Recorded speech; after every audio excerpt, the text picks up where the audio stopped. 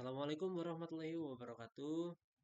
Perkenalkan, nama saya Ahmad Irvin Deo Fadilillah dengan NIM 240607110104.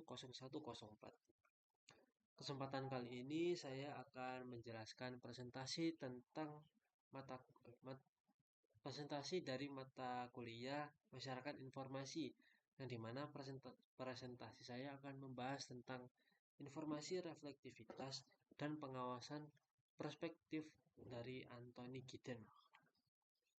Dan ini merupakan materi-materi yang sudah saya rangkum.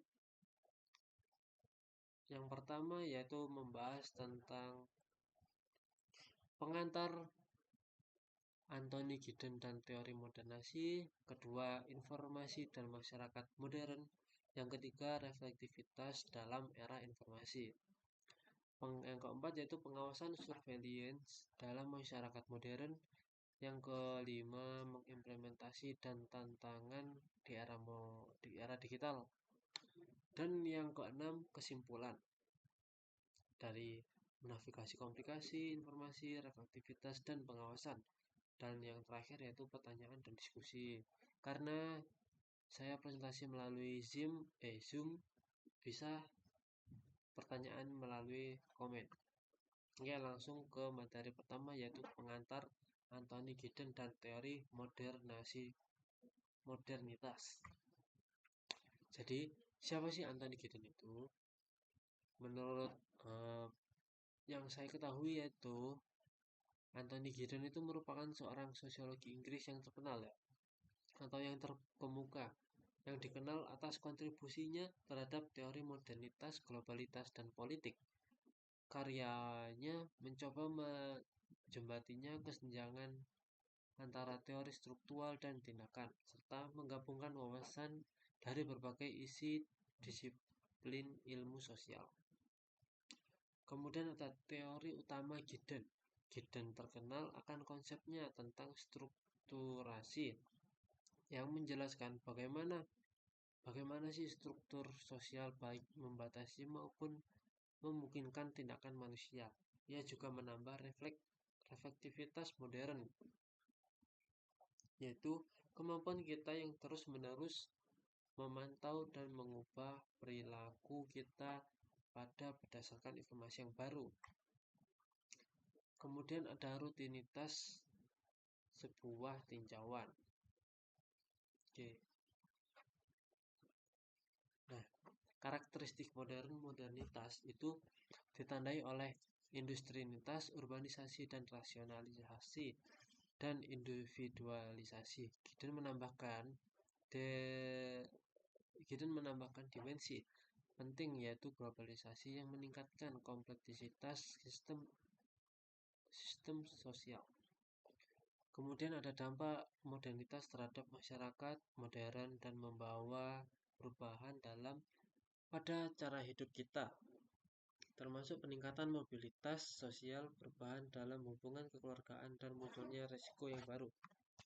Kemudian pembahasan kedua yaitu tentang masyarakat modern. Peran informasi dalam kehidupan sehari-hari. Oke. Informasi sebagai sumber daya. Dalam masyarakat modern, informasi adalah sumber daya yang sangat berharga. Informasi mempengaruhi keputusan kita, membentuk identitas kita, dan mempengaruhi interaksi sosial kita. Dan juga akses dan distribusi informasi. Akses dan distribusi informasi yaitu akses yang tidak merata yang menyebabkan ketidaksetaraan sosial, kekuasaan. Distribusi informasi dikendalikan oleh berbagai faktor, termasuk media, pemerintah, dan perusahaan. Selanjutnya kita akan bahas tentang teknologi informasi dan komunikasi atau TIK. Pengaruh TIK pada masyarakat. TIK ini seperti internet dan media sosial yang telah mengubah cara pandang kita dalam berkomunikasi, bekerja, berinteraksi satu sama lain. TIK ini juga menciptakan peluang baru untuk pendidikan, hiburan, dan partisipasi politik. Ada juga tantangan teknologi informasi dan komunikasi. TIK ini membawa tantangan seperti disinformasi, privasi, dan kesenjangan digital. Perlu ada upaya untuk mengatasi tantangan ini dan memastikan bahwa TIK digunakan untuk kepentingan publik. Kemudian kita akan membahas materi ketiga, yaitu reflektivitas dalam era informasi. Jadi apa sih reflektivitas itu? Menurut definisi dan konsep, reflektivitas adalah kemampuan untuk mempertimbangkan diri sendiri dan lingkungan sekitar secara terus-menerus. Dalam masyarakat modern, reflektivitas ini menjadi semakin penting karena kita terus-menerus memborbardir atau mengebom dengan informasi baru. Reflektivitas dan identitas. Jadi maksudnya itu reflektivitas mempengaruhi identitas kita karena kita terus-menerus mengevaluasi diri kita sendiri berdasarkan informasi yang kita terima. Identitas menjadi lebih cair dan fleksibel. Selanjutnya yaitu membahas tentang reflektivitas dan pengambilan keputusan. Jadi dampak informasi pada keputusan. Informasi mempengaruhi cara kita mengambil keputusan, baik dalam kehidupan sehari-hari maupun kehidupan profesional. Kita harus mampu mengevaluasi informasi secara kritis dan membuat keputusan yang berdasarkan bukti yang kuat. Batasan reflektivitas. Jadi reflektivitas itu memiliki batasan ya. Kita tidak selalu memiliki informasi yang lengkap atau waktu yang cukup untuk mengetahui semua opsi. Terkadang kita juga harus mengendalikan intuisi dan atau pengalaman kita. Kemudian part keempat atau pembahasan keempat yaitu pengawasan surveillance dalam masyarakat modern. Perlu diketahui surveillance ini berasal dari bahasa Jerman atau Prancis ya, lupa saya. Jadi menurut definisi dari pengawasan atau surveillance ini yaitu pemantauan dan pengumpulan tentang data individu atau kelompok. Pengawasan dapat dilakukan oleh pemerintah, perusahaan, atau individu lainnya. Mohon maaf, mungkin facecam-nya akan segera tertutup sendiri karena keterbatasan waktu dalam melakukan Google Meet. Jadi saya akan memohon izin untuk melanjutkan tanpa facecam terlebih dahulu.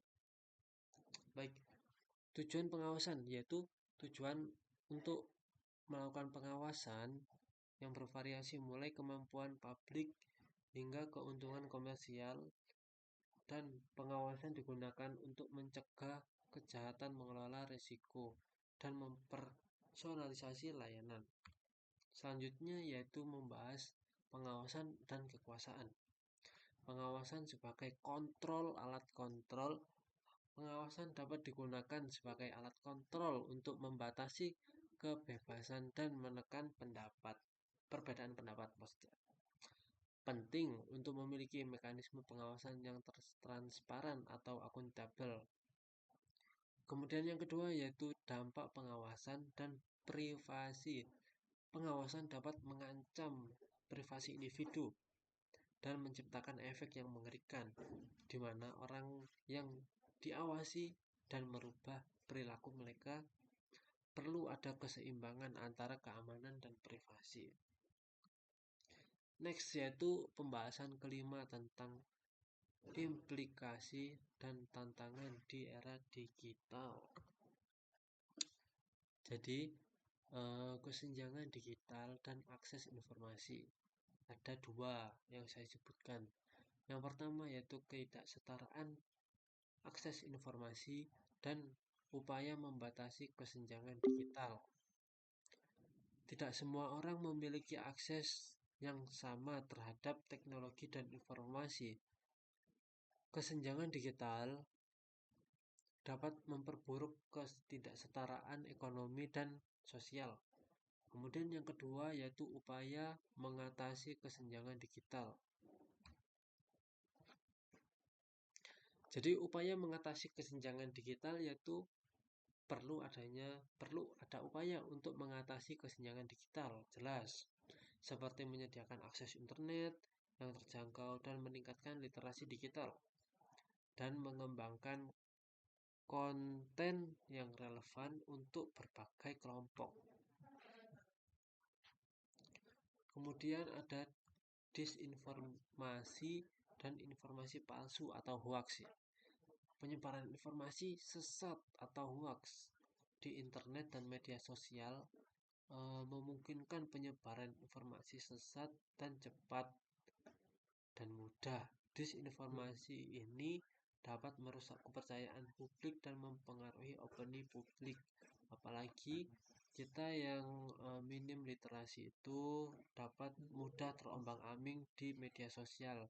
Seperti dalam komentar satu orang itu seperti pro, ternyata yang kontranya lebih banyak. Jadi seperti mudah terombang-ambing. Kemudian yang kedua yaitu strategi memerangi disinformasi. Perlu ada strategi untuk memerangi disinformasi, seperti meningkatkan literasi media, mengembangkan alat deteksi informasi palsu, dan mempromosikan jurnalisme yang berkualitas. Kemudian kita sampai pada tahap 6 yaitu kesimpulan menavigasi kompleksitas dan informasi, reflektivitas, dan pengawasan. Jadi saya akan mencoba meringkas dari poin utama yang sudah saya jabarkan di sebelum ini, yaitu pentingnya memahami konsep Giddens.